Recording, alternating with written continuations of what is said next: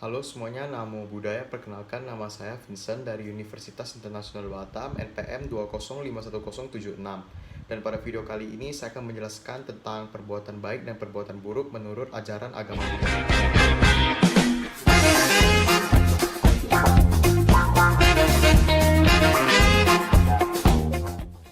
Buddhisme adalah agama yang sepenuhnya mempertimbangkan perkembangan moral dan mental. Dengan kata lain, Buddhisme mengedepankan kemajuan moral dan juga spiritual.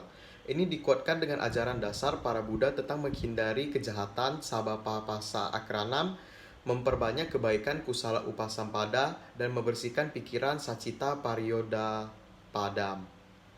Dalam pembahasan moral, kriteria antara baik dan buruk sangat penting untuk diketahui. Pertama-tama, seseorang perlu memahami apa yang baik dan apa yang buruk sebelum bertindak. Oleh karena itu, tema ini bertujuan untuk memberikan penjelasan tentang kriteria baik dan buruk dalam Buddhisme. Kriteria baik dan buruk dalam Buddhisme tidak ditentukan oleh sosok dewa atau Brahma. Baik dan buruk dalam Buddhisme berdasarkan pada aspek psikologi dan penerapan. Dari aspek psikologi, semua hal yang berakar dan menyebabkan berkembangnya keserakahan, loba, kebencian, dosa, dan kebodohan moha dianggap sebagai perbuatan buruk karena tiga hal itu disebut sebagai akar dari perbuatan buruk.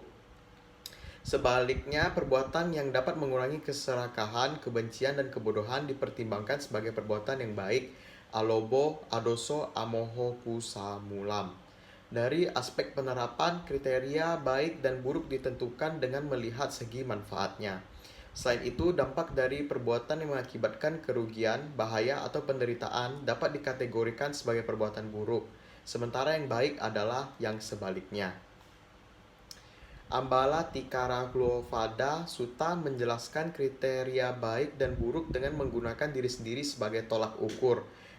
Dikatakan jika perbuatan yang dilakukan melalui jasmani, ucapan, dan pikiran itu membawakan kerugian dan penderitaan bagi diri sendiri atau orang lain maupun keduanya, itu dianggap sebagai perbuatan buruk. Sedangkan jika perbuatan yang dilakukan melalui jasmani, ucapan, dan pikiran itu tidak membawakan kerugian pada penderitaan diri sendiri, orang lain maupun keduanya, adalah perbuatan yang baik. Sebelum orang bertindak, seseorang hendak merenung apa yang perbuatan itu membahayakan diri sendiri, membahayakan orang lain, maupun membahayakan keduanya. Jika yang akan dilakukan dapat menyebabkan hal itu, maka seseorang hendak segera membatalkan dan berusaha untuk tidak melakukannya.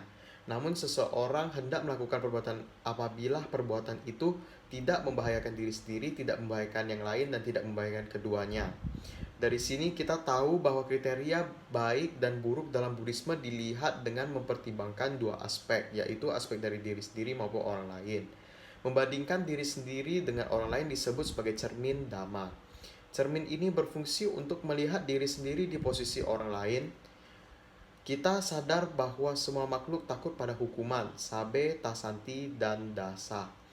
Takut pada kematian, sabe, bayanti, makcuno, dan semua makhluk mencintai kehidupan, sabe, sam, jiwitam, piam. Setelah menempatkan diri kita di posisi makhluk lain yang sama-sama ingin hidup, maka hendaknya seseorang tidak membunuh atau menyebabkan yang lain terbunuh. Biasanya seseorang menentukan kriteria baik dan buruk dengan tiga cara, yaitu satu dari hati nurani, yang berarti sendiri sebagai otoritasnya. Dalam hal ini, diri sendiri mempengaruhi seseorang dalam bertindak. Seseorang memutuskan untuk berbuat sesuatu karena dasar diri sendiri. Ketika seseorang sadar bahwa perbuatan yang dilakukan dapat bermanfaat bagi diri sendiri, ia akan melakukan perbuatan itu. Kedua, ada apa kata dunia, yang berarti dunia luar sebagai otoritasnya. Dalam hal ini, seseorang bertindak dengan melihat dunia luar. Maksudnya itu karena ada dorongan dari luar atau masyarakat seseorang bertindak. Ketika dalam masyarakat perbuatan tertentu dipandang tidak baik, seseorang setelah melihat ini tidak akan melakukan dengan alasan tidak ingin dicelah oleh pihak luar. Dan ketiga, ada apa kata dhamma, berarti dhamma sebagai otoritasnya. Dengan dhamma seseorang bertindak. Di sini seseorang tidak akan bertindak bila itu bertentangan dengan ajaran, dan seseorang akan bertindak bila itu sesuai dan diajukan oleh ajaran kebenaran. Selain itu, dhamma di sini juga bisa diartikan sebagai norma atau hukum yang berlaku di masyarakat. Karena menaati peraturan, seseorang bertindak sesuai dengan apa yang dibolehkan hukum. Jadi, kesimpulan yang bisa saya dapatkan dari tema ini adalah perbuatan baik dan perbuatan yang bermanfaat bagi diri sendiri, orang lain, dan keduanya. Sementara perbuatan jahat adalah perbuatan yang merugikan diri sendiri, orang lain, dan keduanya. Selain itu, perbuatan buruk adalah perbuatan yang dicela oleh para bijaksanawan. Sementara perbuatan baik selalu dipuji para bijaksanawan. Akibat dari melakukan perbuatan buruk, seseorang dapat dilahirkan di alam yang menderita. Sedangkan akibat dari melakukan perbuatan baik, seseorang dapat dilahirkan di alam bahagia setelah kematian seperti Nibbana. Seseorang yang dapat memahami apa yang baik dan apa yang buruk disebut sebagai orang yang memiliki pandangan benar, samaditi, tingkat paling dasar. Karena dengan memahami ini, seseorang dapat memiliki hiri dan otapa di dalam diri mereka sendiri. Hiri adalah malu untuk berbuat jahat, dan otapa adalah takut akan akibat perbuatan jahat. Dengan demikian, seseorang akan diarahkan pada perkembangan moral dan juga mental sebagaimana yang sering ditekankan oleh Buddha sendiri. Jadi marilah kita mulai merubah diri kita menjadi lebih baik lagi, menghindari perbuatan jahat agar kita semua bisa menanamkan karma baik dan semoga kita bisa mencapai kebahagiaan yang kekal abadi seperti Nibbana. Sekian video saya kali ini, semoga bermanfaat dan terima kasih.